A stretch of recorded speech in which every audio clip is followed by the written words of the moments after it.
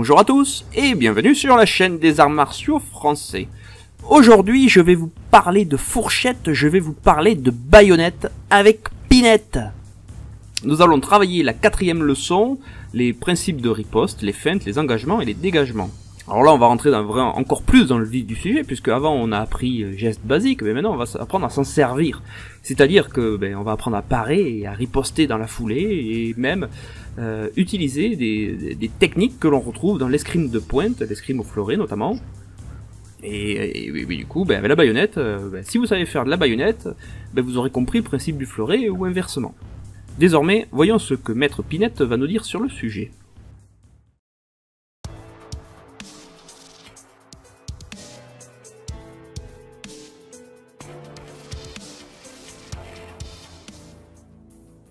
Lorsque l'instructeur voudra faire exécuter les ripostes, il faudra prendre la garde contre la cavalerie et commandera en prime à droite ou à gauche, parer, en prime, pointer, arme. Au deuxième commandement, le soldat part prime. Après quoi, il porte le coup de prime et reprend la position de la parade de prime immédiatement après le coup en observant la cadence entre la parade et le coup d'un 60e de minute dans le commencement. Et ensuite, on pourra augmenter cette cadence jusqu'à un 90e de minute. Lorsque l'instructeur voudra faire exécuter la riposte en tierce, il faudra reprendre la garde contre la cavalerie. Il commandera en tierce parée, en tierce pointée, arme. Au commandement d'arme, le soldat part tierce et porte le coup de tierce en observant la cadence de la parade et du coup comme il a été prescrit dans le mouvement précédent. L'instructeur pourra aussi faire exécuter la riposte de prime après la parade de tierce.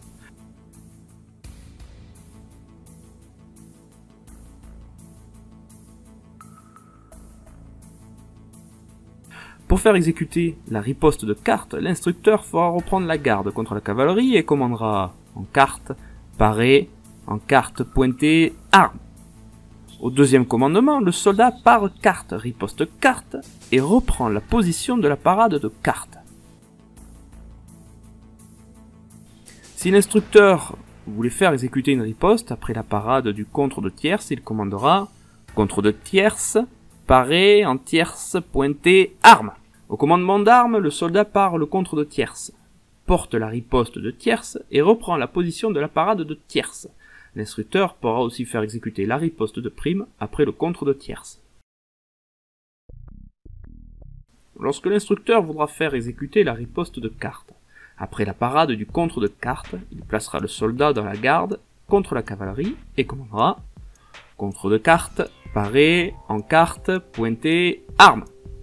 Au commandement d'arme, le soldat part le contre de carte, porte le coup de carte et reprend la position de la parade de carte.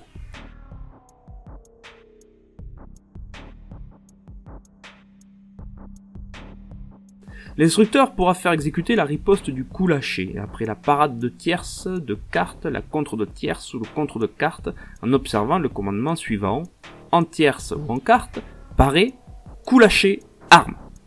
Contre de tierce ou de carte, parer, coup lâché, arme.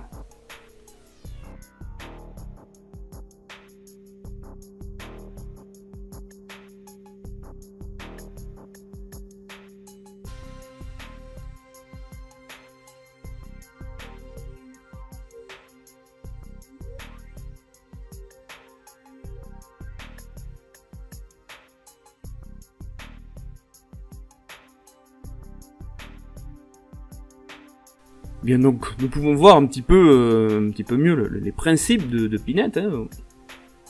Et on peut s'apercevoir que nous ne sommes pas dans une logique d'encaissement, hein. On n'encaisse pas un coup de baïonnette, une logique que l'on pourra récupérer pour la boxe, hein. On n'encaisse pas un coup, quel qu'il soit, d'abord on le part, et ensuite on riposte. Ou alors on a pris l'initiative, et cette initiative, comment est-ce qu'on la prend? Eh bien, on la prend avec le chapitre suivant, les feintes.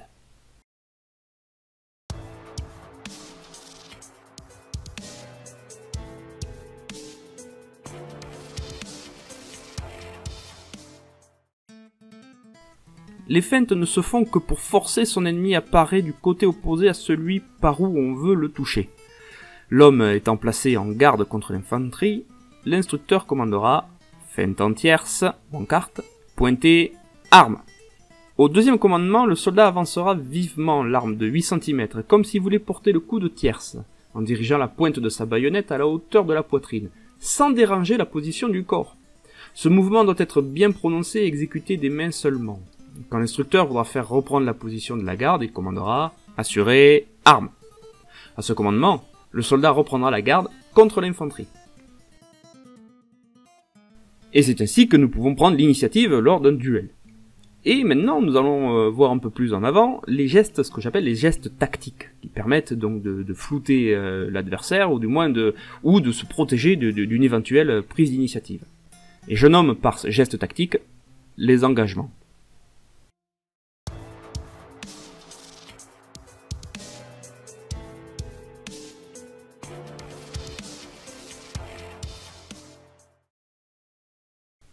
C'est joindre sa baïonnette à celle de son adversaire. Si en la joignant, l'arme adverse se trouve à droite, l'on est engagé de tierce. Si au contraire l'arme adverse se trouve à gauche, l'engagement est de quarte. Dégager, c'est transporter ou passer la pointe de sa baïonnette d'un côté à l'autre, par-dessus ou par-dessous celle de l'adversaire, pour le frapper de quarte en tierce ou de tierce en quarte, en prenant l'opposition du côté de l'arme adverse. Observation. L'instructeur ne perdra pas de vue que les ripostes sont de la dernière importance, car lorsque le soldat sera parvenu à les faire avec régularité, il pourra facilement être vainqueur dans un combat d'homme à homme. Je les recommande à son attention. Les tirailleurs étant libres de porter leurs armes à volonté, j'ai cru qu'il était convenable d'indiquer aux soldats d'une manière uniforme le moyen de se mettre en garde contre l'infanterie et contre la cavalerie, étant dans la position de l'arme portée en sous-officier. À cet effet, l'instructeur fera prendre cette position et commandera ce qui a été prescrit pour la garde contre l'infanterie et contre la cavalerie, en observant que, dans le premier mouvement de la garde contre l'infanterie, l'homme ne fait aucun mouvement avec son arme, et que dans le premier mouvement de la garde contre la cavalerie, le soldat élèvera un peu l'arme avec la main droite. Ainsi, les instructeurs pourront faire exécuter ce qui vient d'être prescrit lorsqu'ils seront satisfaits de la régularité des deux gardes, l'arme portée comme soldat. L'instructeur s'attachera à faire comprendre aux soldats que les feintes, les engagements et les dégagements ne se font que dans le cas où l'on se retrouve seul à seul avec son ennemi. Et pour en donner une idée aux soldats, il fera sortir un homme du rang qu'il placera dans la garde contre l'infanterie et ensuite dans la garde contre la cavalerie. Il lui fera exécuter ses mouvements. Voilà, nous sommes arrivés au bout de cette quatrième leçon, qui est ma foi fort instructrice et qui pourra, en plus de ça, vous apprendre à un peu mieux gérer ce combat à la baïonnette, qui est loin d'être bourrin, qui est loin d'être, on va dire, suicidaire, puisqu'on apprend d'abord à se protéger pour pouvoir planter ensuite, ou prendre l'initiative par un jeu de feinte, ou se défier des attaques de l'adversaire, grâce à des engagements ou à des dégagements qui permettent de... c'est un véritable jeu d'escrime de pointe, tout simplement. Et c'est ce qui me fait penser, et ce qui me fait souvent réfléchir au fait que l'escrime à la baïonnette se rapproche peut-être beaucoup plus du jeu d'estoc, c'est-à-dire cette épée qui se maniait à deux mains et qui ne pouvait que pointer. C'est donc pour moi, dans mon idée, à force de m'entraîner et de faire des expériences, j'en viens à la conclusion donc que cette baïonnette est beaucoup plus familière dans l'esprit du maniement de l'estoc, et donc il y a un lien de parenté avec l'escrime de pointe et le fleuret, que souvent, à première vue, on dit « Ah, la baïonnette c'est de la lance et tout ça », et en fait non.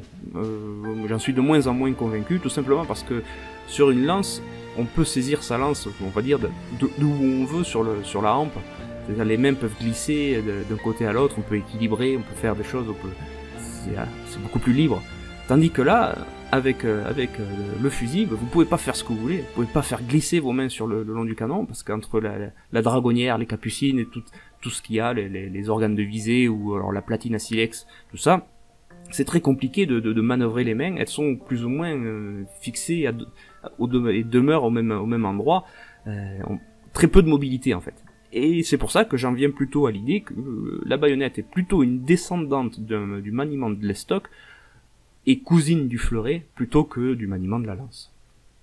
Cet épisode est désormais terminé. Si vous souhaitez apprendre les arts martiaux français et soutenir la chaîne, n'hésitez pas une seconde à vous abonner à mon compte Patreon que vous trouverez en description de la vidéo. Vous pouvez aussi nous rejoindre sur le groupe Facebook L'Amicale des Arts Martiaux Français, ou aussi sur Instagram et sur Discord. Tout est en description, il n'y a qu'à suivre les liens. Et maintenant, je ne peux que vous souhaiter de bien vous entraîner à la baïonnette, bien vous amuser, et à la prochaine!